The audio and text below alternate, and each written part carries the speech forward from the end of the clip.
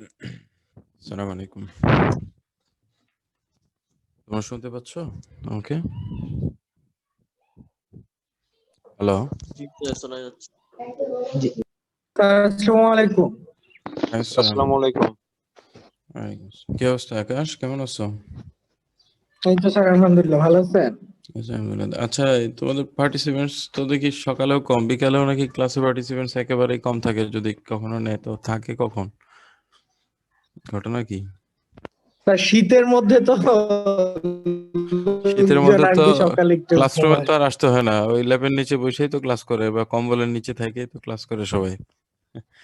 তারপরেও অ্যাটেন্ডেন্স কম, মুশকিল।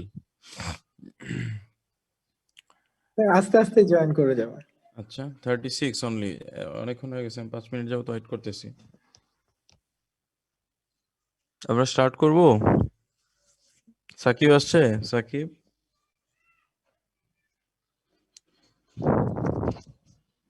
সাইফুল, জি স্যার, আসসালামু আলাইকুম। আচ্ছা তুমি আসো। জি স্যার, আছি স্যার।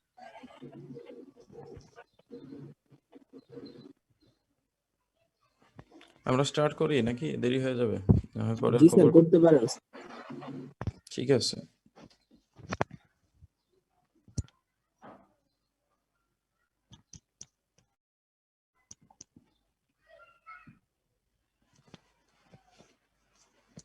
আচ্ছা, আমাদের লাস্ট ক্লাস তো মনে হয় আমরা যেখানে ছিলাম, দেখো এখানে টেকনিকস অফ সাইজিং আমরা কথা বলতেছিলাম, হয়তো এটা নিয়ে আলোচনা হবে আজকে থেকে।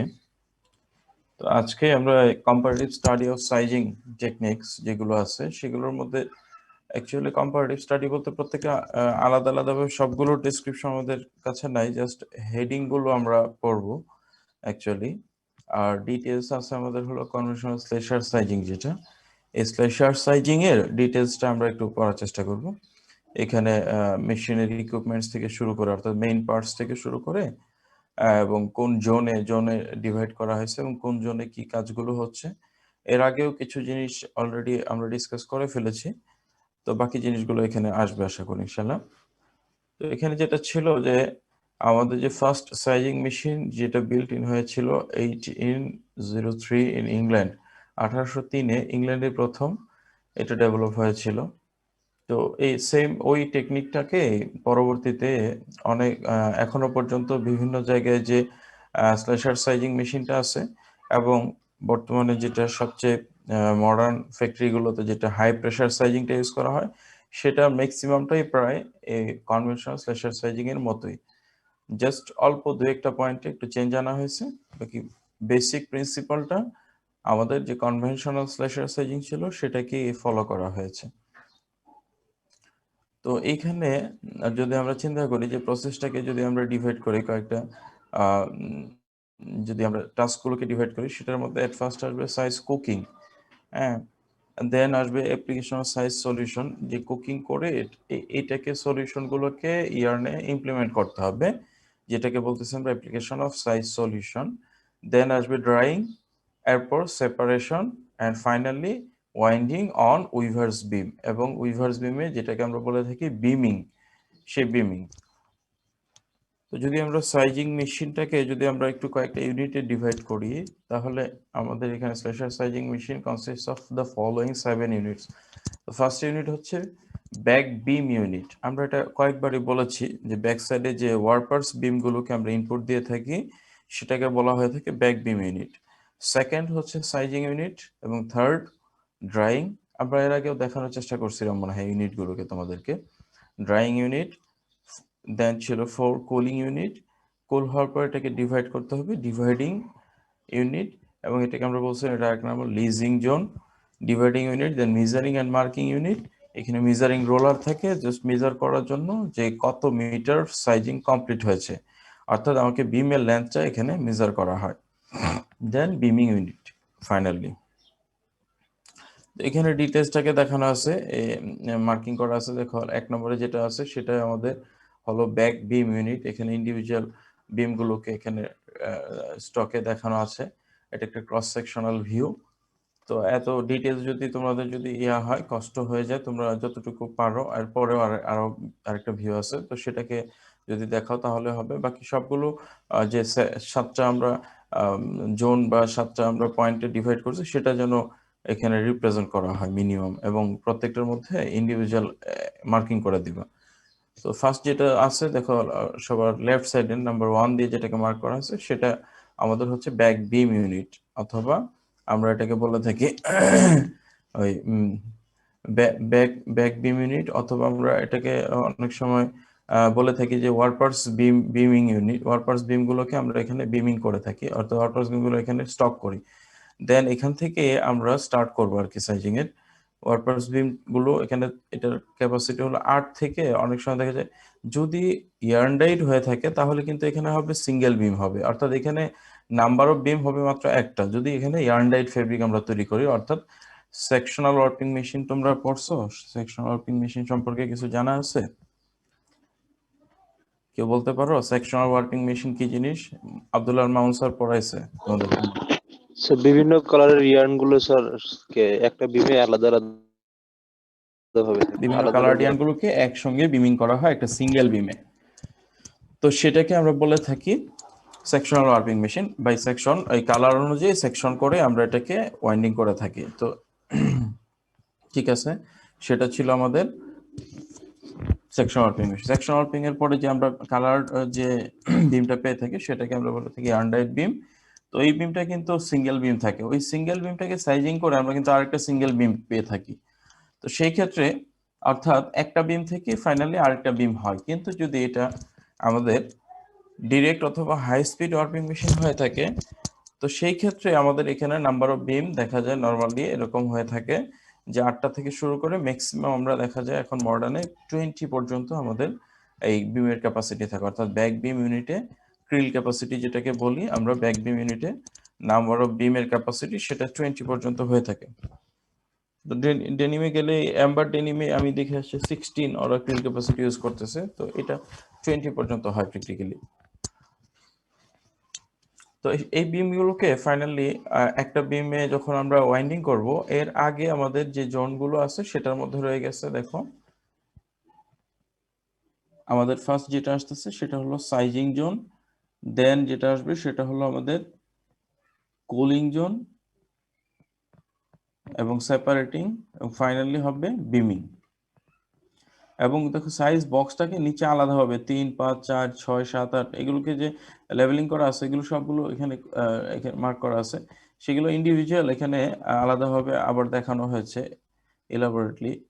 ওই ভিতরে যে 26 নাম্বারের উপরে দেখো এখানে যে বক্সটা আছে সাইজ বক্স, সেটাকে একটু প্রত্যেকটা রোলারকে এখানে রিপ্রেজেন্ট করা হয়েছে। সেটা হচ্ছে আমাদের মানে সাইজ বক্সটার ভিতরে যে সমস্ত এলিমেন্টগুলো রয়েছে সেটা আলাদাভাবে নিচে দেখানো আছে। এর ভিতরে 3 যেটা আছে দেখো এখানে টেনশন ডিটেকশন রোলার, এখানে একটা টেনশন ডিটেকশন রোলার থাকে যেটা টেনশনটাকে ডিটেক্ট করে যেন ইউনিফর্ম টেনশনে থাকে।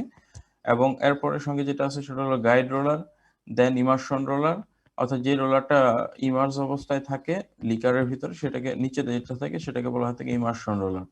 দেখো এখানে 5 যেটা আছে সেটা হলো ইমার্শন রোলার, এখানে 5 যেটা নিচের দিকে যে রোলারটা আছে সেটা হলো ইমার্শন রোলার। এরপর দেখো 7 যেটা আছে সেটা হলো আমাদের ফার্স্ট স্কুইজ রোলার। যদি দুইটা জোনে ভাগ করে থাকি দেন আরেকটা জোনে যখন আসবে তখন এটা হবে সেকেন্ড স্কুইজ রোলার, কিংবা আমরা এটাকে অনেক সময় বলে থাকি প্রেসার রোলার, টপে যেটা থাকে সেটা, আর বটমে যেটা থাকে সেটা আমরা বলে থাকি সাইজ রোলার। তো অনেক সময় এটাকে আমরা ওই একই বক্সের ভিতরেও টপে যেটা থাকে সেটাকে অনেক সময় বলে থাকে ফার্স্ট স্কুইজ রোলার, এবং বটমে যেটা থাকে সেটাকে অনেক সময় বলা থাকে সেকেন্ড সাইজ রোলার। তো সেকেন্ড সাইজিং রোলার। তো যেটা টপে এবং বটমে আছে আমরা যেটাই এখানে মার্ক করব সেটাকে এভাবে মেনশন করে আমাকে লেভেলিংটা যেন সেম থাকে। এরপরে তোমরা জাস্ট দেখে নিও এগুলো সবগুলো সেম ভাবে এভাবে মার্কিং করা আছে, আমরা এর আগে ডিসকাস করেছি। তো যদি কোনো টার্ম বুঝতে না পারো আমাকে বলো, আমি ডিসক্রাইব করবো, কারণ ইন্ডিভিজুয়াল প্রত্যেকটা 26টা রোলার এখানে আলাদা আলাদা ভাবে তোমাকে এখন ডেসক্রাইব করতে হবে, দরকার নাই, এটা জাস্ট নামগুলো আমাদের দরকার। আর এই 26টা লেভেলিংও দরকার নাই আমাদের মার্কিং করারও, আমরা মেজর গুলোকে এখানে জাস্ট মেনশন করলে আমাদের হয়ে যাবে। এর আগে কয়েকটা ফিগারে দেখানোর চেষ্টা করছি যে সাইজিং মেশিনের ডিফারেন্ট পার্টস, তো সেখানে মোটামুটি চলে আসছে আমাদের সবগুলো। স্যার ড্যান্সার রোলটা কি? কত নাম্বার? 17। 17 হচ্ছে ডেন্সার রোলার। এটা হচ্ছে এটা হলো কিছুটা তোমার একটা পয়েন্টে এটা একটু মুভেবল, অর্থাৎ কিছুটা ড্যান্সিং এর মতো এটা কাজ করে। অর্থাৎ দেখো এখানে টেনশনটাকে, ইউনিফর্ম টেনশনটাকে মেনটেন করার জন্য এটা দেখো আমাদের সিলিন্ডারগুলোর শেষ প্রান্তে, সিলিন্ডারগুলোর শেষে এবং আমাদের যে লিজিং জোন আছে, লিজিং জোনের আগে এখানে জাস্ট ইউনিফর্ম টেনশনটাকে মেনটেন করার জন্য একটা রোলার থাকে, যে রোলারটা কিছুটা তোমার ফ্লেক্সিং করতে অর্থাৎ মুভ করতে পারে। মুভেবল বলতে বলতে চাইতেছে এই পয়েন্টই থাকবে অ্যাকর্ডিং টু টেনশন, টেনশন অনুযায়ী ও একটু উপরের দিকে এবং নিচের দিকে সামান্য একটু পরিমাণ নড়তে পারে। তো এই যে মুভমেন্টটা, এই মুভমেন্টের কারণে এটাকে আমরা বলে থাকি ড্যান্সার রোলার। যেমন রকিং শ্যাফট, একটা শ্যাফট আছে, আমরা এটাকে প্রায় বলে থাকি, তো ও কিন্তু একটা রকিং মোশন দিয়ে থাকে, এই জন্য এটাকে বলা থাকে রকিং, রকিং শ্যাফট। তো এটা অনেকটা এরকম, এই জন্য এটাকে বলে থাকি আমরা ড্যান্সার রোলার। আর কিছু বলো? না স্যার আর কিছু না। ঠিক আছে। এরপর যদি এই ফিগারটা কি স্যার আমাদের আঁকতে হবে নাকি? এটা লাগবে না, আর এটা অনেক কমপ্লেক্স হয়ে যায়, বুঝছো, একেবারে ডিটেইলস। সেটাই বলছিলাম। এটা এটা না দিল। আর আগের গুলো স্যার ওই যে আমাদের যে মানে পয়েন্ট গুলো, ওখানে কি আমরা বিস্তারিত পড়বো না শুধু পয়েন্ট গুলো? পয়েন্টে যেখানে বলতেছি যেগুলো তোমাদের লাগবে সেগুলো আমি এখানে ডেসক্রাইব করে দিয়েছি। হ্যাঁ, তো ফার্স্ট যেটা আসছে সেটা ছিল আমাদের ব্যাক বিম ইউনিট। এটাকে আমরা বলেছি the unit contains frame which carries 8 থেকে 20 বিম। এখানে 8 থেকে 20 বিমসকে ক্যারি করার জন্য ফ্রেম থাকবে জাস্ট, সেটাকে আমরা বলতেছি ব্যাক বিম ইউনিট। অ্যান্ড এটাকে আমরা, এটা কিন্তু অলরেডি ওয়ার্পিং থেকে ওন অবস্থায় আসবে এই বিমগুলো সবগুলো, এবং এগুলোকে আমরা বলে থাকি ওয়ার্পার্স বিম। এই ওয়ার্পার্স বিম যখন আমরা তৈরি করি তখনই কিন্তু আমরা ফাইনাল বিমকে কনসিডার করে ক্যালকুলেশন করে এই বিমগুলোকে তৈরি করে থাকি, যেটা ক্যালকুলেশন আমরা এর আগে দেখেছি ওয়ার্পিং এ নিশ্চয়ই কিভাবে ক্যালকুলেশন করা হয়। Number of ends, total ends কত হলে আমাদের ইন্ডিভিজুয়াল প্রত্যেক বিমে কয়টা করে এন্ড হবে। মামুন স্যার শেখানোর কথা তোমাদেরকে, বিমে নাম্বার অফ এন্ডস ইন্ডিভিজুয়াল প্রত্যেক বিমে, pre beam number of pre beam কয়টা লাগবে, এগুলো দেখানোর কথা ছিল আব্দুল্লাহ মামুন স্যার। ওই পর্যন্ত গিয়েছে কিনা আমি জানি না। কি খবর, তোমরা শিখেছো এটা? নাম্বার অফ প্রি বিম কিভাবে ক্যালকুলেশন করে, নাম্বার অফ টোটাল এন্ডস দেখানো হয়েছে? স্যার ইপিআই আর পিপিআই এর কথা বলছেন স্যার। ইপিআই বিপিআই তো ওটা আরেক জিনিস, ইপিআই তো লাগবে। ইপিআই এর সাথে এখানে নাম্বার অফ প্রি বিম এটার ক্যালকুলেশন দেখানো হয়েছে কিনা তোমাদের? না দেখানো হলে দেখাবে হয়তো স্যার সামনে। স্যার ওরকম কিছু মনে দেখানো হয়নি স্যার। আচ্ছা ঠিক আছে, তোমাদেরকে এটা শিখাবে যে কয়টা বিম আমাদের লাগবে। যদি আমরা 6400 ইয়ার্নের একটা বা 8000 টোটাল ইন্টসের যদি একটা বিম তৈরি করতে চাই, তাহলে কয়টা প্রি বিম দরকার হবে, এটা ক্যালকুলেশন মাউন্ট স্যার তোমাদেরকে শেখাবে ইনশাআল্লাহ ডিটেইলস, যে নাম্বার অফ প্রি বিম এবং প্রত্যেকটা বিমের লেন্থ কতটুকু করে হবে। যদি আমি 1 লক্ষ মিটার একটা অর্ডার আসে, তাহলে আমাদের কয়টা বিম লাগবে। তো এগুলো ডিটেইলস ক্যালকুলেশন গুলো আব্দুল্লাহ মামুন স্যারের হাতে, এগুলো সব তোমাদেরকে ইনশাআল্লাহ শেখাবে। তো যাই হোক, আমরা শুধুমাত্র এখানে যে নাম্বার অফ প্রি বিম যে কয়টা লাগবে সেই কয়টা তো আমরা আগে ক্যালকুলেশন করে ফেলবো। সেই ক্যালকুলেশন করে আমাদেরকে ওয়ার্পিং থেকে যে বিম গুলো দেওয়া হবে প্রোগ্রামে মেনশন করা থাকবে, তো সেই বিম গুলোকে আমরা এখানে ইনপুট দেব, সেটা হলো ব্যাক বিম ইউনিট। একটা যেটা আছে সাইজিং ইউনিট, ব্যাক বিম ইউনিটের পরেই যেটাকে আমরা অনেক সময় ক্রিল বলে থাকি, ক্রিল ইউনিট, সাইজিং এর ক্রিল বলা হয়ে থাকে। এখানে সাইজিং এর ক্রিলের ইনপুট হচ্ছে কিন্তু আবার ওয়ার্পার্স বিম, এখানে কিন্তু কোনো প্যাকেজ নাই। ইয়ার্নের প্যাকেজ হিসেবে যেমন ছোট প্যাকেজগুলো যেগুলো, এগুলো না, আসলে এই ক্রিলের ভিতরে ইনপুট হবে অ্যাকচুয়ালি ওয়ার্পার্স বিম গুলো। দেন হচ্ছে আমাদের sizing unit, this unit contains guide roller. এখানে গাইড রোলার রয়ে গেছে সাইজিং ইউনিটের শুরুতে, একটা গাইড রোলার হয়ে সাইজ বক্সে যেহেতু যাচ্ছে ইয়ার্নগুলো। দেন টেনশন রোলার, টেনশনকে আরেকটু আগে দেখতেছিলাম, টেনশন রোলার, টেনশনটাকে ইউনিফর্ম রাখার জন্য এখানে টেনশন রোলার রয়ে গেছে। সাইজ বক্স, ইমার্শন রোলার, এগুলো সবগুলো আমরা একটু আগে আর এর আগে আগের লেকচারে ডিসকাস করে ফেলছি মনে হয়।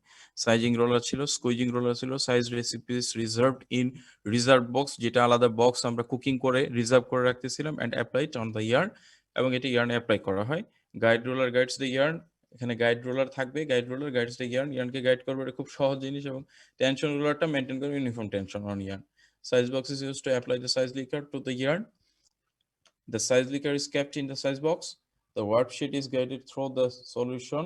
এখানে দেখো আমরা যে সলিউশনটা ইয়ার্নে ইমপ্লিমেন্ট করতে চাচ্ছি, সেটা মেইনলি এর আগে একটা সাইজ বক্সের ভিতরে, এই বক্সে আমরা সব মানে পুরো সলিউশনটা আমরা একসঙ্গে দিয়ে দিই না, একটা নির্দিষ্ট লেভেলটাকে মেনটেন করে সবসময় একটা ভালভের মাধ্যমে এবং একটা পাইপের মাধ্যমে কানেক্টেড থাকে। আমাদের যে রিজার্ভ ট্যাঙ্ক থাকে, সেই রিজার্ভ ট্যাঙ্ক থেকে আমরা কন্টিনিউয়াস এটা আসতে থাকবে ভালভের মাধ্যমে। এটা নির্দিষ্ট সময় পর পর এটা ওপেন হবে এবং সাইজ বক্সে এটা আসতে থাকবে এবং ইয়ার্নগুলোকে ইমার্জ অবস্থায় রাখতে হবে। এরকম না হয়ে যায় ইয়ার্নগুলো যদি একটা নির্দিষ্ট সময় ইমার্জ অবস্থায় না থাকে তাহলে একটা প্রপার কোটিং আমরা ক্রিয়েট করতে পারবো না। এরপর দেখো আবার স্কুইজ রোলারটা যেটা আছে, এই স্কুইজ রোলার প্রেশারটাও কিন্তু সাইজিং ইউনিটের ভিতরে আমাদেরকে এটাকে মেনটেন করতে হয়। এবং এই স্কুইজ রুলারটা যেটা করবে যে remove excess size from the yarn, এবং ইয়ার্ন থেকে যেটা আমাদের রিকোয়ার্ড পিক আপ পার্সেন্টেজ অথবা টেক আপ পার্সেন্টেজ সেটা মেনটেন করে ওই প্রেশারের কারণে বাকি এক্সেস যে সাইজ ইনগ্রেডিয়েন্ট গুলো আছে অথবা সাইজ সলিউশনটা আছে সেটাকে আবার বক্সের ভিতরে এটাকে ক্যাপ্ট করে রাখবে, অর্থাৎ এটাকে আর ইয়া করতে দিবে না, এটাকে এক্সেস পোর্শনটাকে রিমুভ করে এখানেই আবার রিজার্ভ করবে, যেটা কিনা নেক্সট আবার পরের সাইকেলটাতে আবার ইউজ করতে পারবো কন্টিনিউয়াস প্রসেসের ভিতরে। দেন ড্রাইং ইউনিট, এটা আমরা আলোচনা করে ফেলছি, দেখাইছি মনে হয় তোমাদেরকে এগুলো। It contains of heated cylinder, এখানে সিলিন্ডারকে হিটেড করা হয় স্টিমের মাধ্যমে। ওভার হুইচ ওয়ার্কশিট পাসে, যার উপর দিয়ে এটাকে সারফেস কনটাকে ওয়ার্কশিট গুলো পাস করবে। এবং টু অথবা মাল্টি সিলিন্ডার থাকে, টু সিলিন্ডার ড্রাইং আমরা একটু পরে দেখবো, ড্রাইং এর ডিটেলস আসছে ক্লাসিফিকেশন, এবং এটা ফাইনাল অনেক সময় আসে যে ড্রাইং সিস্টেমকে ডেসক্রাইব করতে বলে different types of drawing of sizing. Sizing এর ডিফারেন্ট ড্রাইং যে প্রসেসগুলো আছে সেগুলোকে ডেসক্রাইব করতে অনেক সময় বলা হয়, এটা হয়তো 3 বা 4 মার্কস দিয়ে অনেক সময় আমরা কোশ্চেনটা করে থাকি। ডিফারেন্ট ড্রাইং প্রসেস, ড্রাইংটা আমরা দেখবো, এটা মানে একেবারে কমনলি আমরা দুইটা ভাগে ভাগ করে থাকি, একটা হলো টু সিলিন্ডার ড্রাইং, একটা মাল্টি সিলিন্ডার ড্রাইং। এরপর আরো কিছু ড্রাইং প্রসেস আছে, আমরা এগুলো দেখবো, সামনে আসবে। এরপর হিটেড সিলিন্ডার ড্রাইজ দ্য ইয়ার্নকে ড্রাই করে। কুলিং ইউনিট, এরপরে হচ্ছে কুলিং ইউনিট, কুল করার জন্য আমরা ইউনিটটা ইউজ করে থাকি। কুলিং ফ্যান, অ্যাকচুয়ালি এই কুলিং ফ্যানটা সব মেশিনে থাকে না, তো আমরা যে স্ল্যাশার সাইজিংটা কনভেনশনাল সাইজিংটা পড়তেছিলাম সেখানে কুলিং ফ্যানটা আলাদাভাবে একটা ফ্যান থাকতো, যেটা কিনা মেশিনের সাথে অ্যাটাচ থাকতো না, সেটা মেশিনের বাইরে ওই পজিশনে শুধুমাত্র এটাকে সেট করা হতো, যেটাকে আমরা বলতাম cooling fan. And guide rollers, guide roller পরে আমাদের এখানে ওই যে ডিভাইডিং ইউনিট লিজিং জোনটা যে শুরু হইতো, এটারই স্টার্টিং পয়েন্টে লেফট এবং রাইট সাইডে দুইটা ফ্যান রাখা হইতো, অর্থাৎ দুই পাশে। যে ফ্যানটা মেইনলি আমাদের যে বড় ফ্যানগুলো আমরা স্ট্যান্ড ফ্যানগুলো ইউজ করি, এই টাইপেরই দুইটা স্ট্যান্ড ফ্যান, জাস্ট আর কিছু না, যেটাকে আমরা বলতাম কুলিং ইউনিট। আফটার ড্রাইং এর পর এটাকে কুল করার জন্য এই শীটটাকে এই ধরনের কুলিং ফ্যান ইউজ করা হয়তো, তো সেটাকে আমরা বলতাম কুলিং ইউনিট। এবং এই সঙ্গে সঙ্গে ডিভাইডিং ইউনিট রয়ে গেছে, অর্থাৎ লিজিং ইউনিট যেটাকে আমরা বলে থাকি। এটার পারপোজটা যেটা আমরা বলে থাকি যে to prevent adhesion between yarns, অর্থাৎ দুইটা ইয়ার্নের মধ্যে যেন লেগে না থাকে দুইটা ইয়ার্ন, এটাকে সেপারেট করার জন্যই এটাকে ডিভাইডিং ইউনিট অথবা সেপারেটিং ইউনিট অথবা লিজিং ইউনিট বলে থাকি আমরা এটা। এরপর মিজারিং এন্ড মার্কিং ডিভাইস, এখানে মিজার করার জন্য মেকানিক্যাল একটা ইয়া থাকতো, এখানে কি বলে মিজারিং একটা ডিভাইস এখানে লাগানো থাকতো, একটা রোলার থাকতো আর কি, জাস্ট এটা যখন ঘুরতো এটার প্রত্যেক ঘূর্ণনে কতটুকু পরিমাণ ইয়ার্ন ওয়াইন্ডিং হচ্ছে, তো সেটাকে জাস্ট এখানে একটা ইয়ার ভিতরে আমাদের এখানে ডিসপ্লে করতো যে টোটাল কতটুকু, মানে কত মিটার ইয়ার্ন আমরা এখানে বিমিং করে ফেলছি, অর্থাৎ ফাইনালি বিমিং হয়ে গেছে। অর্থাৎ টোটাল লেন্থটাকে মেজার করার জন্য আমরা এখানে মেজারিং এবং মার্কিং ডিভাইস ইউজ করতাম, যেটা আমাদের যে কনভেনশনাল যে স্ল্যাশার সাইজিং এর যে মেশিনটা আছে সেটাতে এখনো আছে। তো ল্যাবে গেলে আমরা এটা দেখাইতে পারবো ইনশাআল্লাহ। বিভিন্ন সময় তোমরা দেখছো কিনা যে ইন্সপেকশনের সময় এই ধরনের একটা রোলার, জাস্ট দুইটা এরকম কি বলে, দুই পাশে দুইটা হুইল আছে আর উপরে জাস্ট একটা ডিসপ্লের মতো আছে, যেখানে হুইলটা যখন ঘুরতে থাকে তো একবার ঘুরলে কি পরিমাণ ও কি বলে লেন্থ অতিক্রম করে, সেটাকে লেন্থে নিয়ে ওই রোলারটাকে নাম্বার অফ রোটেশনটাকে জাস্ট কনভার্ট করে নিয়ে যাওয়া হয় নাম্বার অফ লেন্থে। তো এটা অনেক জায়গায় ইউজ করা হয়ে থাকে। তোমরা এটা যে কোনো ইন্সপেকশনে যদি কখনো গিয়ে থাকো কোনো ফ্যাক্টরিতে, ফেব্রিক ইন্সপেকশনে এটা থাকে, তো ঠিক একই রকমই একটা মেকানিক্যাল একটা কাউন্টিং একটা ডিভাইস, সেটা ইউজ করা হয়তো আমাদের কনভেনশনালে। এবং ফাইনালি যেটা হয়তো সেটা হলো বিমিং, এবং এই মেজারিং এর পরে এটা এট এ টাইম ওই সময় বিমিং হয়ে যেত, যেটাকে আমরা বলে থাকি উইভার্স বিম, যে বিমটা তখন রেডি ফর উইভিং।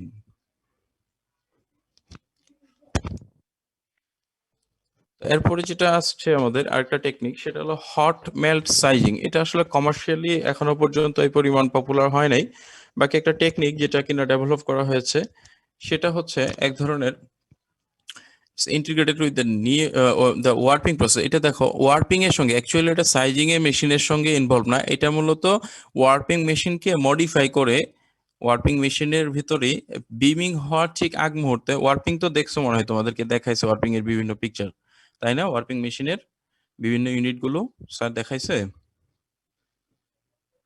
মনে আছে? Warping sir. মেশিন, বিভিন্ন ওয়ার্পিং মেশিনে ক্রিলের পরে কি থাকে? আফটার ক্রিলের পরে বিমিং এর মাঝখানে কি কি থাকে মনে আছে কারোর? রিড টিড আছে, এরকম কিছু পড়ছো? ধরো ক্রিল আছে, ক্রিল থেকে সরাসরি এসে কি বিমের সুতাগুলো চলে যায় না মাঝখানে আরো কিছু আছে? এই যে ক্রিল এবং হেডস্টকের মাঝখানে এখানে আরো অনেকগুলো ডিভাইস থাকে, এখানেও মেজারিং ডিভাইস থাকে, মেজারিং রোলার থাকে, এরপরে তোমাকে উইথ কন্ট্রোলের জন্য রিড থাকে, এটা ভি রিড হতে পারে অথবা ফ্ল্যাট রিড হতে পারে। এরপরে এর আগে থাকে তোমার এখানে সেপারেটিং এর জন্য, লিজিং এর জন্য আলাদা রিড থাকে। আচ্ছা যাই হোক, এগুলো ওয়ার্পিং এ তোমাদেরকে স্যার হয়তো বলবে ইনশাআল্লাহ ডিটেইলস। তো এই আমাদের যে ক্রিল থেকে, ক্রিলের ভিতরে আমরা কি ইনপুট দেই?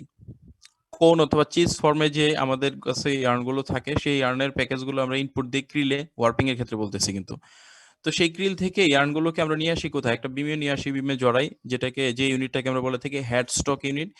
এই ওয়ার্পিং এর যে ক্রিল এবং হেড স্টক, এটার মাঝখানে আমরা মডিফাই করে, যে হট মেল্ট সাইজিং টেকনিকটা, সেখানে মডিফাই করে এখানে একটা এলিমেন্ট, একটা আলাদা একটা ডিভাইস আমরা অ্যাড করেছি, একটা অ্যারেঞ্জমেন্ট অ্যাড করা হয়েছে, যে অ্যারেঞ্জমেন্টের ভিতরে এখানে এই একটা নির্দিষ্ট টেম্পারেচারে আমরা কিছু এখানে মানে এই একটা গ্রুপ ড্রামের মতো এখানে গ্রুপ করা হয়েছে, অর্থাৎ ইন্ডিভিজুয়াল ইয়ার্নগুলোকে পাস করার জন্য আলাদা আলাদা গ্রুপ করা হয়েছে। এই গ্রুপ যে ড্রামটা থাকে, এই ড্রামের ভিতরে আমরা এখানে সাইজিং এর যে ব্লকগুলো আছে ছোট ছোট, এই রাইট সাইডে দেখো একটা পিকচার দেখতে পাচ্ছ, সেটা হলো আমাদের যে সলিড সাইজ ব্লকগুলো আছে, সেই ব্লকগুলোকে আমরা এখানে ইউজ করে থাকি as a hot melt sizing টেকনিকের জন্য। তো এটা যখন মেল্ট হয়ে যায়, তো এটার ভিতর দিয়ে ইয়ার্নগুলোকে পাস করা হয় এবং এটার কন্টাকে ইয়ার্নগুলো পাস করে, তো ইয়ার্নের গায়ে একটা কোটিং সৃষ্টি হয়। যে কোটিংটা আমরা যে সাইজিং এর যে সমস্ত অবজেক্ট ছিল, সেই অবজেক্টগুলো মোটামুটি আমরা এটা থেকেও আমরা এটাকে অ্যাচিভ করতে পারি। সেই জন্য আমরা এই টেকনিকটাকে হট মেল্ট সাইজিং বলি, কারণ এখানে সেলসিয়াস টেম্পারেচার এখানে এগুলোকে মেল্ট করা হয়। এবং ওই যে দেখো টপ ভিউ অফ নিচের ফিগারটা যদি আমরা দেখি, দেখো top view of grooved surface of hot melt sizing drum. তো একটা এই ধরনের ড্রাম থাকবে, যে ড্রামটার উপর এরকম গ্রুপ করা থাকবে ইন্ডিভিজুয়াল, এবং এই গ্রুপের ভিতর দিয়ে আমরা ইন্ডিভিজুয়াল এক একটা ইয়ার্নকে পাস করব। যখন ইন্ডিভিজুয়াল একটা ইয়ার্ন পাস হচ্ছে, এই গ্রুপ ড্রামটা এটা হিট করা যায়, মানে হিটেড হইতে পারে, হ্যাঁ মেটালিক থাকে, যে কারণে এটা হিটেড হতে পারে যখন ইয়ার্নগুলো পাস করতেছে। তো এই মেল্ট হয়ে রাইট সাইডের যে আমরা সাইজ ব্লকগুলো দেখতে পাচ্ছি, তো এগুলো এটার উপর একটা কোটিং ক্রিয়েট করে। এই কোটিংটাকেই, এই কোটিং ক্রিয়েটের এই প্রসেসকে আমরা বলে থাকি হট মেল্ট সাইজিং টেকনিক। দেখো এখানে এটা মোটামুটি হালকা কিছু ইয়াগুলো হাইলাইটেড পয়েন্টস গুলো এখানে মেনশন করা আছে। যেমন এখানে আছে যে sizing zone is located between the warper creel and the headstock এবং ওয়ার্পার ক্রিলের ভিতরে এটাকে অবস্থান করবে। Solid size in block form are pressed on a heated grooved drum. দেখছো এখানে ওই যে আমরা সলিড ব্লকগুলো পেয়েছি, এটাকে আগে প্রেস করা হয় ইন্ডিভিজুয়াল প্রত্যেকটা, এবং নির্দিষ্ট অ্যারেঞ্জমেন্টে এটা দিয়ে দিলে এটা প্রত্যেকটাতে চলে আসে। এবং এখানে এটাকে 150 ডিগ্রি, দেখো the group roller is uniformly heated to ensure temperature of 150 degree, 150 degree Celsius এর উপরে এটাকে টেম্পারেচার সবসময় দিয়ে রাখতে হবে, যাতে করে আমাদের ব্লকগুলো মেল্ট হয়। The yarn is in contact a short time span, অর্থাৎ খুবই অল্প সময়, দেখো এখানে যে টাইম স্প্যানটা কত দেওয়া আছে 0.0072 সেকেন্ডস, অর্থাৎ 0.0072 এক সেকেন্ড, মানে অনেক কম সময়ের ভিতরে এটা পাস করে চলে যায়। এবং 600 metre per minute warping speed থাকে, অর্থাৎ ওয়ার্পিং স্পিডটা অনেক হাই স্পিড থাকে এবং রাখতে হবে, তা না হলে আমাদের ইউনিফর্ম কোটিংটা হবে না কোথাও। কোটিং এর যে আমাদের যে টেক আপ পার্সেন্টেজ আমরা যেটা বলতাম, এখানে কোটিং এর যে কি বলে থিকনেস, এটা অনেক বেশি হয়ে যাবে যদি কিনা অল্প সময়ের ভিতরে আমরা এটাকে পাস করতে না পারি। এরপরে দেখো ব্লকগুলো স্যার কি দিয়ে তৈরি স্যার? ব্লকগুলো মূলত মেটালিক মেইনলি। ব্লকগুলো সরি, আমাদের সিলিন্ডারটা মেটালিক থাকবে, আর ব্লকগুলো হচ্ছে দেখো কার্বক্সিলিক অ্যাসিড অথবা সালফোনেটেড ডাইকার্বক্সিলিক অ্যাসিড দিয়ে আমরা তৈরি করি এটা। হট মেল্ট সাইজের যে পলিমার গুলো আছে সে ওয়ান টাইপের পলিমার এগুলো অ্যাকচুয়ালি। তো পলিমার গুলো আমরা ওই যে আমরা ব্লকের ভিতর পাস করি, ব্লকটা থাকে মেটালিক, যেটা কিনা 150 ডিগ্রি সেলসিয়াস টেম্পারেচার আমরা যে অ্যাকচুয়ালি যে আমরা ড্রামটা ইউজ করে থাকি সেই ড্রামটা মেটালিক থাকে, এবং এটার উপরে যে আমরা সাইজ ব্লক গুলো দিয়ে থাকি সেটা এক ধরনের পলিমার। তো এই সাইজ ব্লক গুলোকে ওই যে দেখো এখানে আমরা মেনশন করে দিয়েছি, নিচের লাইনে আছে দেখো, এটা এখানে ডাইকার্বক্সিলিক অ্যাসিড অথবা সালফোনেটেড ডাইকার্বক্সিলিক অ্যাসিড থাকে। অনেক সময় এটা কিছুটা চেঞ্জ হতে পারে, বাকি কমনলি এই ধরনের এলিমেন্ট গুলোকে আমরা ইউজ করে থাকি। আরেকটা দেখো, এই গ্রুপ ড্রাম এবং এই যে সিলিন্ডারটা আমরা ইউজ করেছি এইটা কিন্তু এক্সট্রা ভাবে আমাদেরকে অ্যাড করতে হয়। এটা যারা ওয়ার্পিং মেশিন ম্যানুফ্যাকচারার তারা কিন্তু এই ধরনের কোনো এলিমেন্ট ওয়ার্পিং এর সঙ্গে দেয় না কখনোই। তো শুধুমাত্র এই টেকনিকটাকে ইমপ্লিমেন্ট করার জন্য এটাকে করা হয়েছিল। এটা আসলে ট্রায়াল বেসিসে ছিল এবং এটা কিছুটা ডেভেলপও হয়েছিল, কিন্তু কমার্শিয়ালি এতটা হয়নি, পপুলার হয়নি। কেননা এটার যে টেকনিকটা ইমপ্লিমেন্ট করতে গেলে যে ম্যান পাওয়ার এগুলো মানে একটু ডিফারেন্ট টেকনিক, তো এই জন্য সবকিছু একটু ডিফারেন্ট, ম্যান পাওয়ারের ট্রেন আপ করতে হয় ডিফারেন্ট ওয়েতে, এবং সবকিছু আসলে ডিফারেন্ট ওয়েতে। আমরা একটু পরে এটার মেরিটস এবং ডিমেরিটস গুলো দেখবো যে কি কারণে এটা এতটা হলো না এখনো পর্যন্ত। আমরা যেহেতু হাই স্পিড 600 মিটার পার মিনিটে আমরা এটাকে রান করতে পারি, তো খুবই হাই স্পিড ছিল। তারপর আমরা এটা কেন কমার্শিয়ালি ইমপ্লিমেন্ট করতে পারলাম না আমরা দেখবো একটু পরে। আর এটা ডিসাইজিংটা করতে হবে, যেটা ডিসাইজড উইথ হট পেট্রোলিয়াম সলভেন্ট। এখানে ডিসাইজিং এর জন্য আমাদেরকে আবার ডিফারেন্ট টেকনিক ইমপ্লিমেন্ট করতে হয়, সেটা হলো হট পেট্রোলিয়াম সলভেন্ট ইউজ করতে হয়। স্যার ওখানে একটা পয়েন্ট ছিল স্যার, অনেক শর্ট টাইম ধরে সাইজ ম্যাটেরিয়ালের মধ্যে থাকে, এই জিনিসটা ডিপেন্ড করে কার উপর? এটা মূলত ডিপেন্ড করতেছে আমরা যে এখানে কয়েকটা জিনিস, একটা হলো যে পলিমারটা ইউজ করতেছি, এই পলিমারটার মেল্টিং টেম্পারেচার কেমন। সেকেন্ড হচ্ছে আমরা যে ফাইবারটা ইউজ করতেছি, আমরা কি ম্যাটেরিয়াল আমরা সাইজিং করতেছি, অর্থাৎ ইয়ার্নটা কোন ফাইবার থেকে তৈরি সেটার উপরে। এবং আরেকটা যেটা আছে সেই সাথে আমরা যে কোটিংটা দিতে চাইতেছি, কোটিং এর থিকনেসটা কেমন দিতে চাইতেছি। এখানে এরকম 2-3টা ফ্যাক্টর আছে, তো এই প্রত্যেকটা ফ্যাক্টর নিয়ে আলাদা আলাদা হবে আমাদের। এটা নিয়ে এখানে আসলে এটা নিয়ে ডিটেলস আমরা যাচ্ছি না, কারণ এটা যেহেতু আমাদের ইমপ্লিমেন্ট নাই আর আমাদের সিলেবাসে এটা ডিটেলস আমাদের নাই, জাস্ট টেকনিকের নামগুলো আমাদের অ্যাকচুয়ালি অ্যাড করা আছে, কি কি টেকনিক আমরা ইউজ করি, জাস্ট টেকনিকগুলো। তো এই জন্য আর আসলে এটা ডিটেলসে যাচ্ছে না। এটা ডিটেলসে গেলে আমাদেরকে এখন লিটারেচার রিভিউ করে এটা নিয়ে ওই আমার ডিটেলস নিয়ে আসতে হবে। অ্যাকচুয়ালি এত ডিটেলসে আমি যেতে চাচ্ছি না, আর যাওয়ার প্রয়োজনীয়তাও নেই। তো বাকি যে সমস্ত ফ্যাক্টর তুমি যেটা বললো, যে সমস্ত ফ্যাক্টরের ভিতরে অ্যাট ফার্স্ট হচ্ছে যে ম্যাটেরিয়ালটা থেকে, যে পলিমারের যে আমাদের এই ম্যাটেরিয়ালটা থেকে পলিমারটা আমরা অ্যাচিভ করছি, সেটা কি ধরনের পলিমার অ্যাকচুয়ালি সেটার উপরে যেমন ডিপেন্ড করতেছে।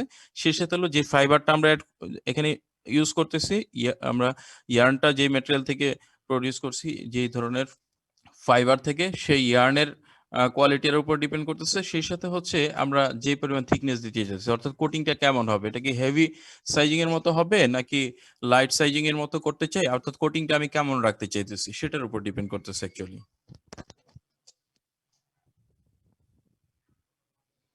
কিছুটা বুঝছো? স্যার নরমাল সাইজিং এ তো আমরা হচ্ছে ওই স্টার্চ ইউজ করি, আর এখানে কার্বক্সিলিক অ্যাসিড বা সালফোনেটেড ডাইকার্বক্সিলিক অ্যাসিড ইউজ করছে। দুইটাই কি সেম পারফরম্যান্স দেয়? না, পারফরমেন্স তো সেম হবে না, এটা তো বোঝাই যাচ্ছে। দুইটা একটু ডিফারেন্ট হবে, কিন্তু অ্যাকচুয়ালি যে ডিফারেন্ট হলো অ্যাকচুয়ালি যে আমরা মেইনলি যেটা আমাদের সাইজিং এর যে পারপোজ যেটা ছিল যে উইভিংটাকে আমাদের ওভারকাম করা, তো সেটা উইভিং প্রসেসটা ওভারকাম করা আমাদের, অর্থাৎ ওইখানে যেন প্রোট্রুডিং ফাইবার গুলো আমাদের মানে এই হেয়ারিনেসটা আমাদের রিমুভ হয়, হেয়ারিনেসটা না বাড়ে, যেহেতু আমাদের ওখানে ফ্রিকশন হচ্ছে, ফ্রিকশনের কারণে। আরেকটা যেটা ছিল আমাদের স্ট্রেংথ। তো এই দুইটাই আসলে প্রায় কাছাকাছি মিট করে, কিন্তু দুইটা তো সেম হবে না অ্যাকচুয়ালি। এক্স্যাক্টলি দুইটা সেম হবে না, কারণ ম্যাটেরিয়ালি তো চেঞ্জ এবং প্রসেসও চেঞ্জ। বাকি দুইটা প্রায় কাছাকাছি যায়, যে কারণে আমাদের যে পারপোজ যেটা সেটা মিট করতে পারে। অর্থাৎ উইভিং এর যে আমাদের যে উইভেবিলিটি ইনক্রিজ করা, যেটাকে আমরা বলি এক কথায়, সে উইভেবিলিটিটা আমাদের ইনক্রিজ করার জন্য আমরা এই টেকনিকটা ইউজ করতে পারি। এটা প্রায় কাছাকাছি থাকে, সেম থাকে, এক্স্যাক্টলি সেম হবে না কিন্তু কাছাকাছি থাকে, যাতে করে আমাদের উইভিং টেকনিকটা আমরা উইভিং প্রসেসটা আমরা পাস করে দেন নেক্সট প্রসেস যেতে পারি এবং ইয়ার্নের ব্রেকেজ রিডিউস করতে পারি। তো এটা করতে একসময় ডিসাইজিং করতে হয়, তাই না? এটা ওই যে দেখো, এটা ডিসাইজ করতে হবে, কারণ সাইজিং যেহেতু অ্যাড করছে, আমি আগেই বলছি পুরো সাইজিং টেকনিকটা আমাদের একটা আননেসেসারি প্রসেস, একটা এক্সট্রা একটা প্রসেস। এটা আমাদের শুধুমাত্র উইভিং এর জন্যই আমাদেরকে এই প্রসেসটাকে ইমপ্লিমেন্ট করা হয়েছে, এবং উইভিং শেষ করে আবার এটাকে রিমুভ করে ফেলা হবে, কারণ এটা সাইজ আমাদের কোনো ইয়ার্নের কোনো এরকম না যে ইয়ার্নের পারফরমেন্স আমরা ইমপ্রুভ করতেছি বা ব্রাইটনেস বা কালার বা এরকম কিছু না, ফাইবারের ইমপ্রুভমেন্টের জন্য না, অ্যাকচুয়ালি উইভিং এর একটা হেল্পিং প্রসেস হিসেবে এটাকে ইউজ করি, যেটা একটা আননেসেসারি প্রসেস। সুতরাং আমাদেরকে অবশ্যই ডিসাইজিং তো লাগবে সাইজিং করলে, অর্থাৎ সাইজ ইনগ্রেডিয়েন্ট যেটাই অ্যাড করি সেটাকে আবার রিমুভ করতেই হবে আমাদেরকে ফিনিশিং। ক্লিয়ার? Yes sir. এখানে কিছু অ্যাডভান্টেজেস আছে হটমেল্ট সাইজিং এর, সেটা হলো লো এনার্জি কনজাম্পশন। যে এনার্জি কনজাম্পশনটা সেটা একটু কম, কেননা আমাদের সাইজিং মেশিনটা আলাদাভাবে রান করতে হচ্ছে না। সাইজিং মেশিন রান করতে গেলে আমাকে হিউজ পরিমাণ এখানে এনার্জি কনজাম্পশন হয়তো আলাদা হবে, যেহেতু মেশিনটাই আমাদের প্রয়োজন হচ্ছে না। একেবারে ওয়ার্পিং এর সময় আমাদের ইয়ার্নটা আমাদের কোটিং হয়ে যাচ্ছে, অর্থাৎ সাইজিং এর যে পারফরমেন্স সেটা আমরা ওয়ার্পিং থেকেই পেয়ে, অর্থাৎ warping sizing at a time হয়ে যাচ্ছে। এবং লো ইনভেস্টমেন্ট কস্টটাও কম। ইলিমিনেশন অফ কুকিং এরিয়াটার প্রয়োজন নাই, যেহেতু আমাদের এখানে আলাদা মানে ইয়াই নাই, আমাদের এখানে সাইজ কুকিং এর প্রয়োজন নাই। যে এলিমেন্ট গুলো ইউজ করতেছি সেটা জাস্ট টেম্পারেচারে আমরা এটাকে মেল্ট করে এটাকে আমরা কোটিং ক্রিয়েট করতেছি। এটা কোয়ালিটিটা অনেক সুপিরিয়র হয়ে থাকে। গ্রেটার স্পিড অফ সাইজ অ্যাপ্লিকেশনের যে স্পিড আমরা একটু আগে দেখছি 600 মিটার পার মিনিট, অর্থাৎ হাই স্পিডে আমরা এই সাইজ ম্যাটেরিয়ালগুলোকে ইমপ্লিমেন্ট করতে পারি। কিন্তু এই যে সাইজে ম্যাটেরিয়ালগুলোকে আমরা মানে সাইজ ইনগ্রেডিয়েন্টগুলোকে দিলাম, এটা আর রিসাইক্লিং পসিবল না। আরেকটা হলো সবচেয়ে মেইন প্রবলেম যেটা হচ্ছে সেটা হলো অপারেটর ট্রেনিং রিকোয়ার্ড। এটা নর্মাল যে অপারেটরগুলো আছে তারা এটাকে রান করতে পারবে, সেই জন্য স্পেশালি ট্রেন আপ করতে হয়। আর মেইন প্রবলেম যে কারণে আসলে এটাকে এতটা ইমপ্লিমেন্ট করা যায়, নিউ ইকুইপমেন্ট রিকোয়ারমেন্টস, মানে নতুন ইকুইপমেন্ট রিকোয়ারমেন্টের মাধ্যমে আমাদেরকে এটাকে মডিফাই করতে হচ্ছে, কারণ মেশিন ম্যানুফ্যাকচারাররা এখনো পর্যন্ত এটাকে ওরকম ভাবে কমার্শিয়ালি এটাকে পপুলার করে মেশিন ম্যানুফ্যাকচারার এটাকে এখনো ডেভেলপ করে নাই, যে কারণে আমাদেরকে যদি আমরা এটাকে মার্কেটিং করতে হবে এট ফার্স্ট, সেকেন্ড হচ্ছে নিজেদেরকে এটাকে এরকম ভাবে মডিফাই করে মেশিন তৈরি করে এটাকে সেল করতে হবে। এখনো পর্যন্ত যেহেতু কেউ এটা করে নাই, তো যে কারণে এটা এখনো পর্যন্ত এই পরিমাণ পপুলার হয় নাই।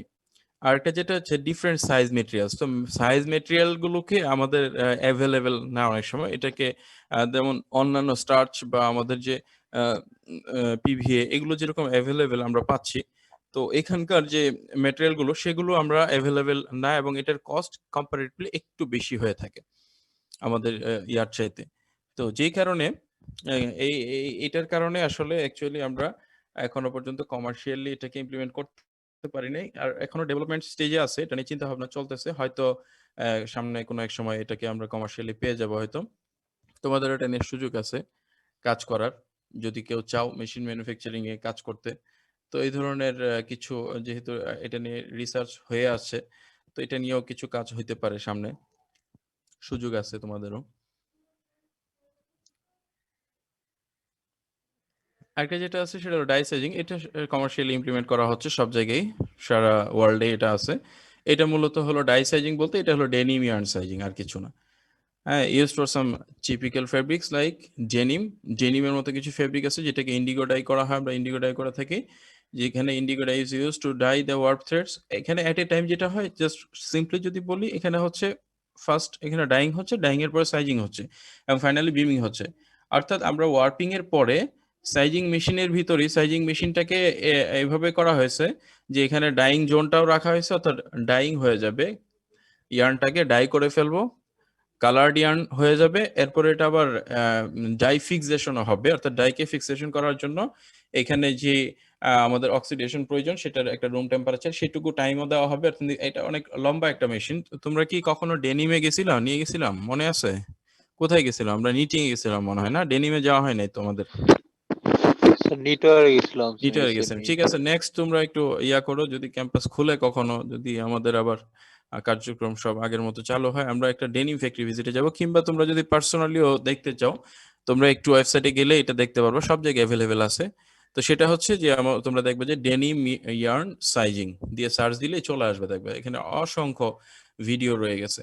তো সেগুলো যদি একটু দেখলে বুঝতে পারবে যে এখানে এট ফার্স্ট ওয়ার্পিং এর পরে যে বিমগুলো আমরা পাচ্ছি, সাইজিং এর যে ক্রিল ইউনিট আছে সেই ক্রিল ইউনিটে বিমগুলো ইনপুট দেওয়ার পরে সেই বিমগুলো এট ফার্স্ট ডাইং হয়ে যাবে। ডাইং হওয়ার পরে এরপরে ওই প্রসেসের ভিতরে একসঙ্গে একই মেশিনের ভিতরে এরপরে যখন নেক্সট প্রসেসে যাবেন, যেমন সাইজ বক্স এরকম অনেকগুলো এরকম ইয়া থাকে, ডাই বক্স থাকে। এই ডাই বক্স গুলো ক্রস করার পরে, হ্যাঁ, যেমন এখানে ওই যে ডিপ এবং নিপ আমরা দুইটা টার্ম পড়ছিলাম, তো এরকম প্রায় 5টা থেকে 6টা চেম্বার এরকম ক্রস করবে।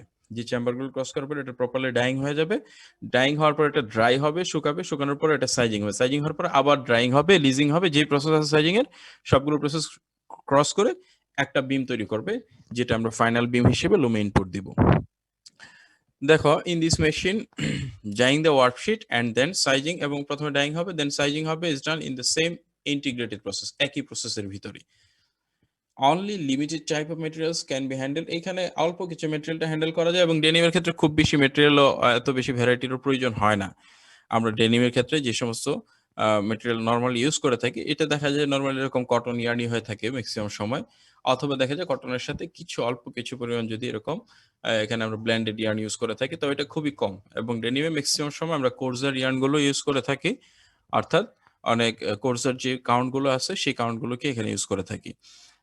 দেখো, dyeing cotton yarn by reactive dyes, এখানে reactive dyes need curing at elevated temperature, 130 degree টেম্পারেচারে কিউরিং করতে হবে ডাইটাকে ফিক্সেশন করার জন্য, ডাইটাকে যেন ইয়ার্নের সাথে বন্ডিংটা যেন প্রপার হয় এই জন্য, এবং এই টেম্পারেচারটা প্রোভাইড করতে হবে। ইন্ডিগো ডাইং রিকোয়ার্স, এবং ইন্ডিগো ডাইয়ের জন্য যেটা প্রয়োজন হয়, এটার জন্য অক্সিডেশন প্রয়োজন হয়। যদি আমরা রিয়েক্টিভ ডাই ইউজ করি, তো এই জন্য 130 ডিগ্রি সেলসিয়াস টেম্পারেচার একটা নির্দিষ্ট টাইম পরিমাণ ডাইং এর, তোমাদের ডাইং পড়াইছে ওয়েট প্রসেস 1, এই ওয়েট প্রসেস 1 আছে তোমাদের? হয় নাই স্যার। ওয়েট প্রসেস 1 নাই না, ঠিক আছে, ওয়েট প্রসেস 1 হইলে আর একটু ক্লিয়ার হয়ে যাবে। তো রিয়েক্টিভ ডাইস যেগুলো থাকে সেগুলোকে ইমপ্লিমেন্ট করার জন্য আমরা দেখো ক্লোজড ভেসেল ইউজ করে থাকি। এই জন্য আমরা নিট ডাইং এ গেছিলাম, দেখছিলাম এখানে ডাইং হচ্ছে যে ডাইং ফ্লোরে, মনে আছে? ডাইং মেশিন দেখতেছিলাম, এবং ওটা দেখা ছোট ছোট উইন্ডো থাকে সামনে, আর ভিতরে মেশিনের ভিতরে ফেব্রিকটা রোটেট করতেছে একটা নির্দিষ্ট স্পিডে।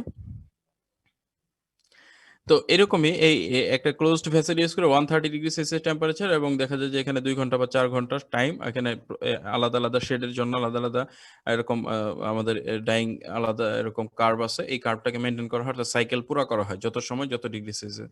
তো ইন্ডিগো ডাইং এর ক্ষেত্রে যেটা হয়, ইন্ডিগো ডাইং রিকোয়ার্স অক্সিডেশন এট রুম টেম্পারেচার, রুম টেম্পারেচার এটা অক্সিডেশন করতে হয় নির্দিষ্ট সময়। তো এই কাজটা করার জন্য দেখা যায় যে একটা ডাই বাত পার হওয়ার পরেই যে ইয়ার্নগুলোকে আমরা এখানে সাইজিং এবং ডাইং করবো একসাথে ডেনিমের ক্ষেত্রে, তো সেটা ডাই বাত পার হওয়ার পরেই, এটা ক্রস করার পরেই দেন এটাকে রুম টেম্পারেচারেই দেখা যায় যে একটা নির্দিষ্ট হাইট পর্যন্ত ওঠে, উপরে টপে এবং বটমে রোলার দেওয়া আছে, এই রোলারটা ক্রস করে টপে চলে যায়, টপে থেকে আবার বটমে আসে, এরকম অনেকগুলো রোলার পাশাপাশি থাকার কারণে ও রুম টেম্পারেচার একটা নির্দিষ্ট সময়, দেখো আমরা যদি সাইডে দেখি, এই দেখো রাইট সাইডে মাঝখানের দেখো 1 2 3 5টা বক্স আছে, এই বক্সের উপরে দেখো এখানে উপরে নিচে 2টা করে রোলার আছে, 1 2 3 4 অনেকগুলো, 4টা 5টা, অনেক সময় আরো বেশিও থাকে। দেখো এই প্রত্যেকটা এই ডিপ এবং নিপ হওয়ার পরে দেখো 2টা পরপরই এখানে এটা টপে চলে গেছে, অর্থাৎ টপিক একটা নির্দিষ্ট সময় পরিমাণ এখানে একটা স্পিডে ও যাচ্ছে, আস্তে আস্তে এটাকে ক্রস করতেছে মানে অক্সিডেশন প্রসেসটা কমপ্লিট হচ্ছে, অর্থাৎ রুম টেম্পারেচারে এটাকে আমরা বাতাসের সংস্পর্শে নিয়ে আসছি শুধুমাত্র। এইভাবে কিছু সময় যাওয়ার পরে দেন পরে আরেকটা ডাই চেম্বার এটা ইনপুট হবে, সেখান থেকে আবার এটা স্কুইজ হয়ে বের হয়ে আসবে। এইভাবে এটা এই বাতাসের কন্টাক্টে আসার পর ফাইনালি দেখো এখানেও আরো কিছু সময় আমরা এটাকে অক্সিডেশন এবং সেই সাথে রুম টেম্পারেচার প্রোভাইড করা হয়, যে কারণে এই ডাই মলিকুলগুলো ইয়ার্নের সাথে ফিক্সেশন, ডাই ফিক্সেশন যেটা, অর্থাৎ যে বন্ড যেটা, এই বন্ডটা ক্রিয়েট করে ফেলে। এরপরে যেটা হয়, এরপরে আমরা সাইজিং শুরু করি। এদিকে বন্ড তা না হলে যেটা হবে, সাইজিং এ যাওয়ার পরে, সাইজিং একটা নির্দিষ্ট টেম্পারেচার ওঠার পরে এই যে ডাই মলিকুল গুলো আছে এগুলো আবার ফাইবার থেকে এগুলো জাস্ট ডিটাচ হয়ে আবার সব দেখা যাবে যেরকম হবে সব বের হয়ে আসছে। এরপরও কিছুটা বের হয়ে আসে যেগুলো মানে প্রপারলি বন্ডিং না হয়, তবে আমরা যে রিকোয়ার্ড যে শেড থাকে সেই শেডটা আমরা পেয়ে থাকি ফাইনালি সাইজিং এর পরেও।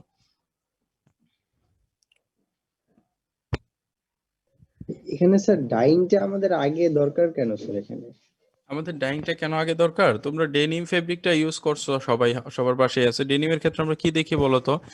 ডেনিমের ক্ষেত্রে যদি ডেনিমের ফেস সেটটা দেখি, হয় এটা ব্লু দেখা যায় অথবা একটু ব্ল্যাক দেখা যায়, কমন যে ডেনিম ফেব্রিক গুলো আছে, এখন তো অনেক ডেনিম ফেব্রিক চলে আসছে, কিছু অনেক ডেরিভেটিভ চলে আসছে। বাকি কমন যে ডেনিম যেটা ছিল সেটাতে কমন কিছু ক্রাইটেরিয়া ছিল। সেটা ডেনিম হইতে গেলে 3টা শর্ত। যে কোনো একটা ফেব্রিক আমরা যদি ডেনিম বলি, ফার্স্ট যেটা মানে যেটা কনভেনশনাল আমাদের যে ডেনিম যারা ফার্স্ট ডেভেলপ করেছিল ইউএসএ তে বা ইয়াতে, তো তারা যখন ফার্স্ট ডেনিমটা ইউজ করে, তো ডেনিমের ক্ষেত্রে ফার্স্ট 3টা ক্রাইটেরিয়া ছিল। এক ছিল এটাকে ওভেন ফেব্রিক তো অবশ্যই, তো সেই ক্ষেত্রে ফার্স্ট যেটা ছিল এটার ওয়ারপিয়ানটা হবে ইন্ডিগো ডাইট, ওয়েফটিয়ানটা হবে হয় হোয়াইট অথবা গ্রে, অর্থাৎ কোনো ডাইং হবে না, অথবা হোয়াইট কালার। থার্ড যেটা ছিল এটাতে টুইল উইভ হবে, যখন উইভিং করব তখন যে ডিজাইনটা হবে ডিজাইনটা হবে টুইল।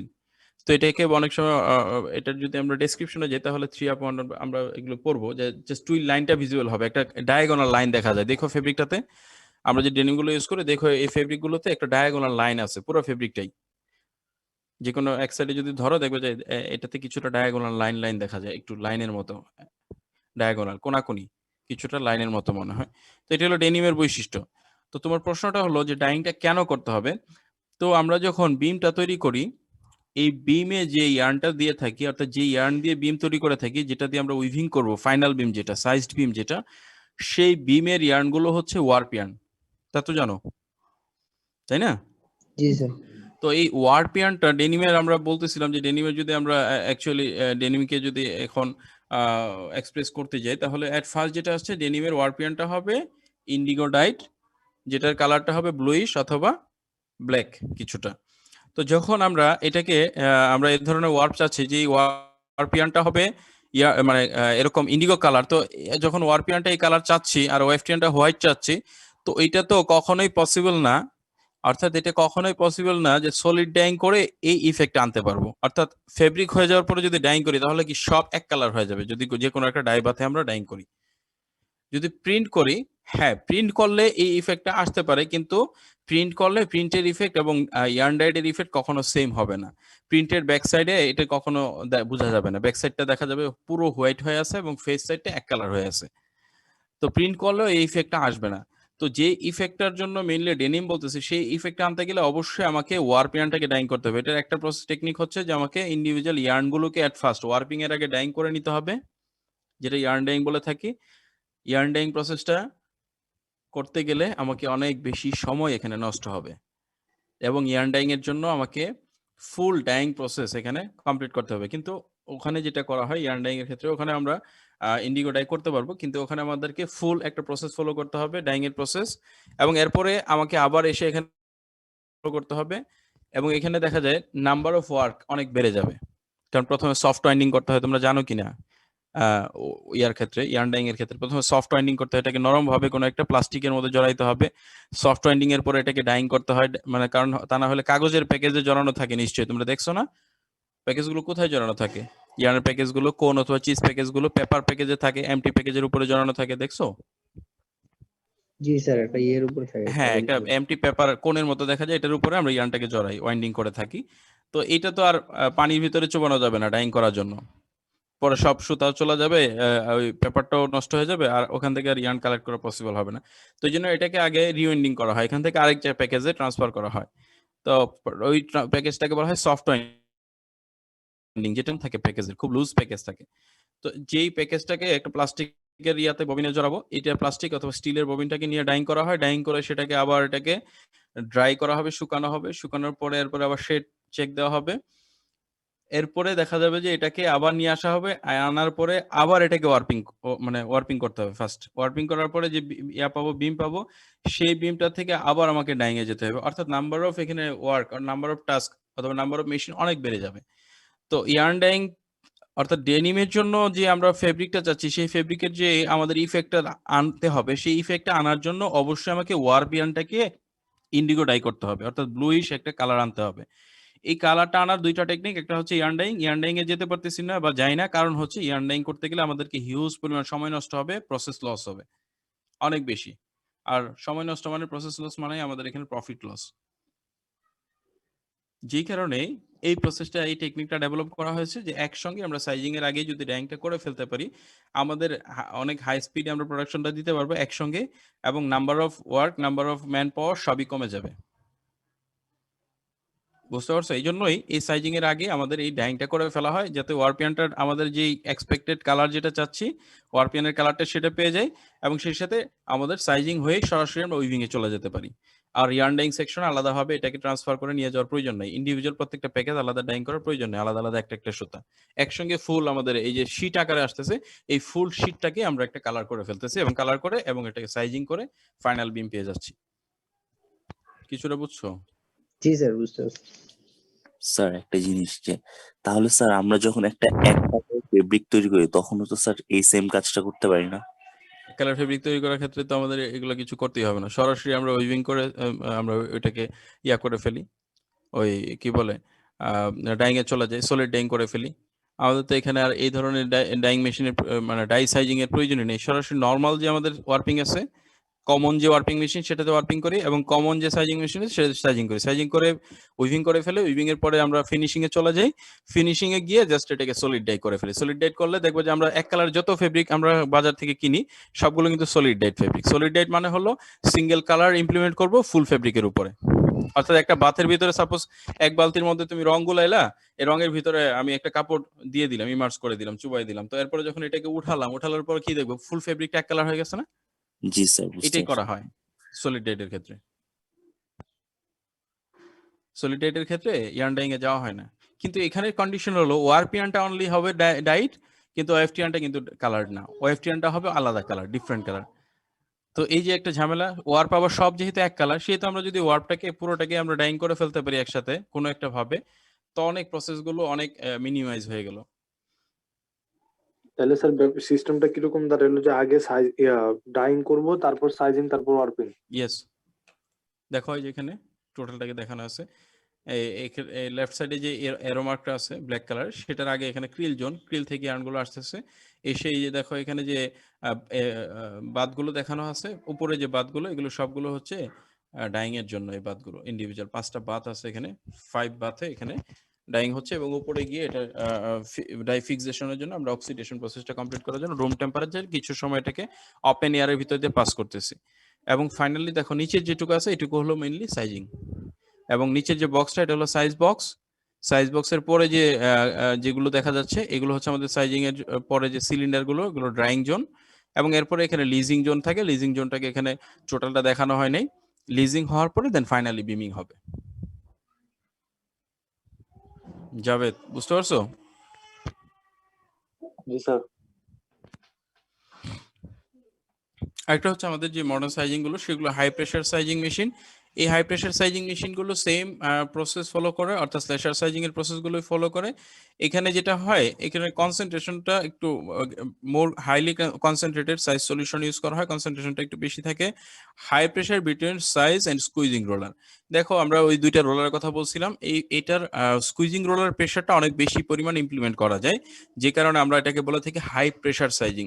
যে কারণে খুবই লাইট যে সাইজিং গুলো আমরা করতে চাই, যেটা 8 থেকে 7-8% হবে, অর্থাৎ এই খুবই অল্প পরিমাণ সাইজ ইনগ্রেডিয়েন্ট অ্যাড করতে চাই, এই ধরনের ইমপ্লিমেন্টেশনটা, অর্থাৎ সাইজ ইমপ্লিমেন্টেশনটাও আমাদের জন্য পসিবল। এবং এটার ক্ষেত্রে লোয়ার ওয়াটার ইভাপোরেশন, এইটা থাকে কি, একটু ভেসেলটা একটু ক্লোজ থাকে, এবং যে কুকিং হয়, কুকিং এরিয়াটাও, যে কুকিং এর যে আমাদের চেম্বার আছে, এই কুকিংটাও হয় এরকম ক্লোজড ভেসেলের ভিতরে। তো যে কারণে আমাদের এখানে ওয়াটার ইভাপোরেশনটাও একটু কম্পারেটিভলি কম হয়, যেহেতু আমরা স্টিম ইউজ করে থাকি, সেই জন্য লোয়ার ওয়াটার ইভাপোরেশন সেভস এনার্জিটাও কিছুটা সেভ করে, হাই প্রোডাকশন। এটার স্পিড ওই স্লেশারের মতোই, একটু স্লেশারের মতো টেকনিক ইমপ্লিমেন্ট করি, কিন্তু এটা স্পিড স্লেশারের চাইতে একটু বেশি।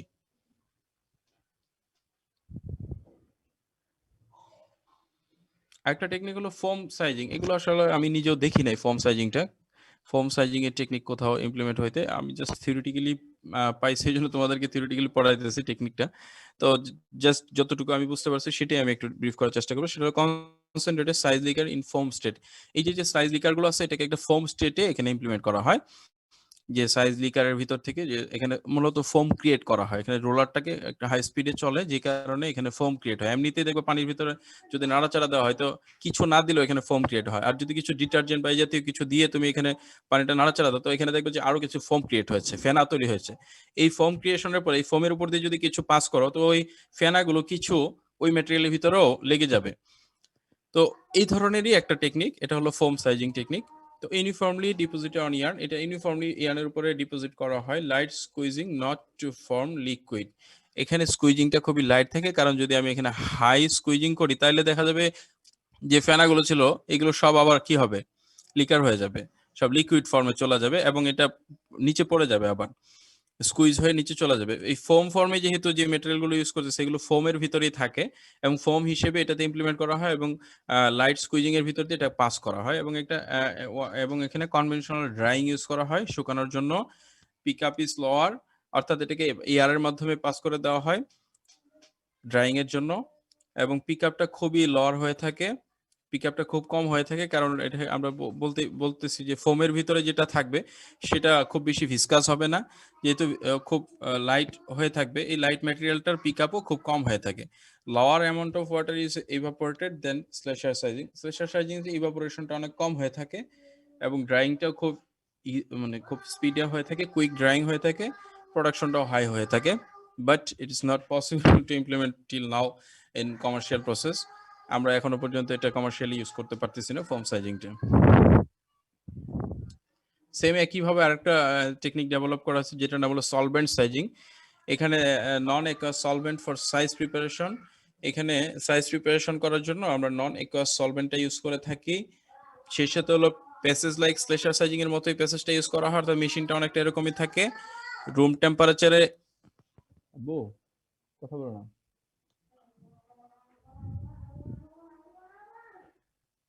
রুম টেম্পারেচার এটা ইমপ্লিমেন্ট করা যেতে যায় এবং ড্রাই করা হয় ক্লোজড চেম্বারের ভিতর দিয়ে, এবং ড্রাইং এর ভিতর আমরা দেখবো এটা ক্লোজ চেম্বারগুলো কিরকম হয়ে থাকে।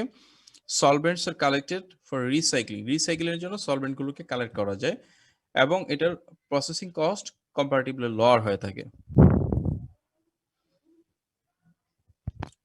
ইলেকট্রোস্ট্যাটিক সাইজিং, এগুলো সব হচ্ছে ল্যাব স্কেলের সব সাইজিং, অর্থাৎ এগুলো জাস্ট রিসার্চ করে এগুলো ল্যাব স্কেলেই রয়ে গেছে, এখনো এগুলোকে আমরা ইমপ্লিমেন্ট করতে পারিনি, অ্যাভেলেবেল করতে পারিনি, মানে কমার্শিয়াল ইমপ্লিমেন্টেশন এখনো পর্যন্ত এগুলো হয়নি। এটার ক্ষেত্রে যেটা হয়, প্রপার টেনশন ওয়ার্কশিট, এই ওয়ার্কশিটটাকে ওয়েটেড করা হয়, অর্থাৎ ভিজানো হয় ইন এ 0.5% সল্ট সলিউশন। এই সল্ট সলিউশনের ভিতর দিয়ে এটাকে পাস করা হয়, যেটা কিনা পজিটিভলি চার্জড হয়ে যায়, অর্থাৎ আমরা ইয়ার্নকে একটা সল্ট সলিউশনের ভিতর দিয়ে পাস করে এটা পজিটিভলি চার্জ করে থাকি। Squeezed for a controlled pick up of 40% থেকে 50% বাই ওয়েট, এটাকে 40 থেকে 50% পিক আপ পার্সেন্টেজ রেখে ওই যে সল্টটাকে আমরা প্রথমে এটাকে ইমপ্লিমেন্ট করলাম ইয়ার্নের উপরে, এবং এটার পিক আপ 40 থেকে 50% রাখা হয় যেন এটার পজিটিভলি চার্জটা যেন এটা স্টে করে থাকে, এটা কন্টেইন করতে পারে। This positively charged moving orb is dressed by negatively charged size particle. Size particle-টাকে এরকম নেগেটিভলি চার্জ করা হয় এবং এটাকে এর ভিতর দিয়ে পাস করা হয় from the opposite direction in controlled way, এবং একটা কন্ট্রোলড ওয়েতে অপোজিট ডিরেকশনে এটাকে পাস করা হয়। This coated yarn pass through an infrared heater for polymer fusion, এবং এটাকে একটা ইনফ্রারেড হিটারের ভিতর দিয়ে পাস করা হয়, যে কারণে এখানে পলিমার ফিউশন রিঅ্যাকশন হয়, যার ফলে এই যে ম্যাটেরিয়ালগুলো আছে সেটা আমাদের ওই পজিটিভ এবং নেগেটিভলি ইয়াগুলো, অর্থাৎ পজিটিভলি চার্জ ইয়ার্নের সঙ্গে নেগেটিভলি চার্জড আমাদের যে সাইজ পার্টিকেল আছে এটা অ্যাড হয়ে এখানে কোটিং ক্রিয়েট করে, সাইজ কোটিংটা ক্রিয়েট করতে পারে। এখানে দেখো এই মুভিং ওয়ার্পটা then pass over a cooling roller to the weaver's beam, একটা কুলিং রোলার হয়ে একটা উইভার্স বিমে এটাকে আমরা ওয়াইন্ডিং করে থাকি ফাইনালি, এবং এই যে প্রসেস, এই প্রসেসটাকে আমরা বলে থাকি ইলেকট্রোস্ট্যাটিক সাইজিং। এটা কি শুধু স্যার পজিটিভলি চার্জ করা থাকবে সলিউশনটা অলওয়েজ? সলিউশনটা সল্ট সলিউশনের ভিতর দিয়ে পাস করতে হবে, সবসময় পজিটিভলি চার্জ থাকবে। নেগেটিভ করলে কি হবে?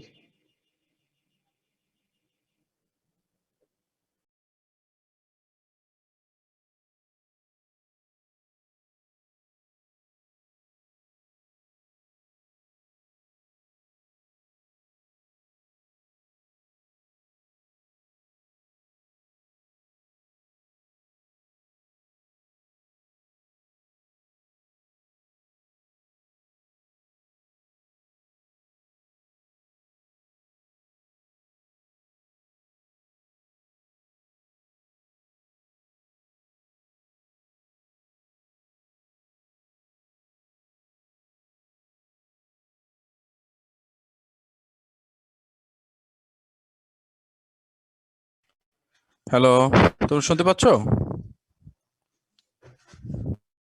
জি স্যার। সরি সরি, আমি আমার বাসায় কারেন্ট চলে গেছে, আমি মোবাইলে হটস্পট অন করে তোমাদের সাথে কানেক্টেড হলাম, সরি। হ্যাঁ, কি যেন বলতেছি, নেগেটিভলি চার্জ করা যাবে কিনা যদি আমরা ইয়ারটাকে কি বলে আমাদের ইয়ার্নটাকে নেগেটিভলি চার্জ করতে পারবো কিনা, কে জানি কোশ্চেন করতেছিলাম। জি স্যার আমি বলতেছি। হ্যাঁ হ্যাঁ বলো। স্যার বলতেছিলাম যে এটা সম্ভব সলিউশনটাকে, যদি জি স্যার হ্যাঁ সেটা বলতেছিলাম যে সলিউশনটাকে অলওয়েজ পজিটিভই থাকবে। এটা সম্ভব, অসম্ভব না। হ্যাঁ হ্যাঁ এটা সম্ভব, কারণ হলো জাস্ট আমাদের এখানে মেইন পারপাস যেটা সেটা হলো আমাকে জাস্ট ইলেকট্রোস্ট্যাটিক বলা হইতেছে, এই জন্য একটা পজিটিভলি চার্জ থাকবে একটা নেগেটিভলি চার্জ থাকবে। আমরা যদি এই সলিড শিটটাকে নেগেটিভলি চার্জ করবে, কিন্তু এই ক্ষেত্রে আমাকে যেটা করতে হবে, আমাকে যে সাইজ পার্টিকেল গুলো ইউজ করবো সেটা তখন পজিটিভলি চার্জ হয়ে যাবে, এরকম কোনো ম্যাটেরিয়াল আমাকে সিলেক্ট করতে হবে। তো এটা যেহেতু আমাদের একেবারে রিসার্চ লেভেলে আছে, মানে ল্যাব বেস আমাদের ইমপ্লিমেন্টেশন, তো তুমি এটা করতে পারো, অসুবিধার কিছু নাই।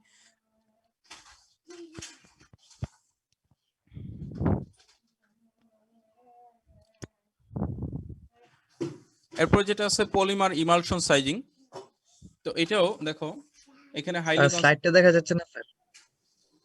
স্লাইড শো আসতেছে না, সরি আমি দিচ্ছি।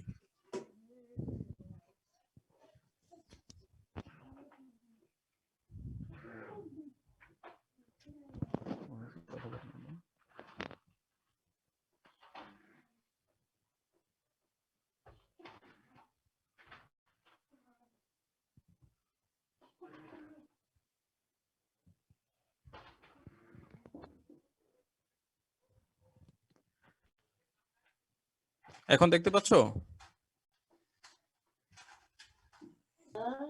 না স্যার। মুশকিল হয়ে গেল।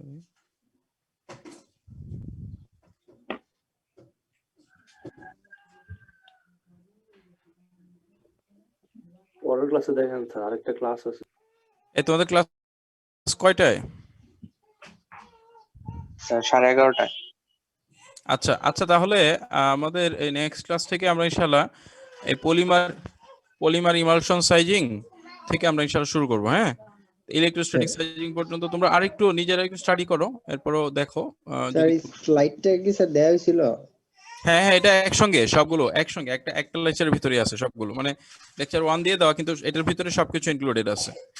স্যার ওইটার ভিতরে স্যার পার্ট 1 আর 2 দেওয়া, স্যার এটা তো 3 এ। স্যার এটা স্যার ওইটার এটা ভিতরে দেওয়া নাই নাই, মেবি। সেটা নাই। না স্যার। না স্যার। আচ্ছা স্যার, 3 এটা না নাই। থাকলে আমি দিয়ে দিচ্ছি, আমি একটু চেক দিচ্ছি, দিয়ে দিচ্ছি। জি স্যার। সাইফুল তুমি আমার সঙ্গে একটু যোগাযোগ রেখো, যদি আপলোড না করি তাহলে আমাকে আবার একবার একটু স্মরণ করাই দিও, কেমন? ঠিক আছে জি তাহলে। স্যার, জি স্যার, ঠিক আছে। পলিমার ইমালশন আম্মু আপু জিজ্ঞেস করে না যে এতক্ষণ কি করস?